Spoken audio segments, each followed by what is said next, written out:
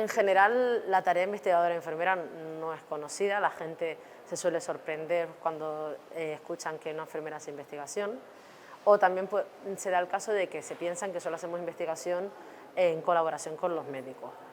Las enfermeras tenemos proyectos de investigación propios para mejorar los cuidados, centrado en la mejora de los cuidados de los pacientes y en las diferentes necesidades asistenciales para mejorar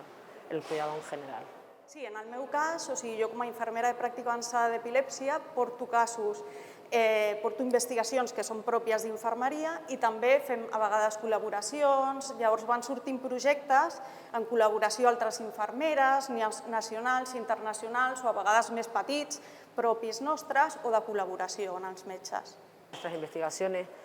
son investigaciones que se pueden aplicar de forma más rápida al cuidado del paciente, no como en el ámbito médico al general igual un fármaco, que son procesos un poco más largos que tardan tiempo. Nuestras investigaciones tienen un impacto más a corto plazo. Hacer investigación no es fácil en ningún ámbito, en ninguna disciplina, en enfermería tampoco, pero el principal problema que tenemos es que no tenemos tiempo, tenemos una presión asistencial muy grande, una carga asistencial muy grande, y tampoco tenemos recursos para investigar como en otras disciplinas como puede haber en otros països parecidos a nuestro contexto. Nosaltres tenim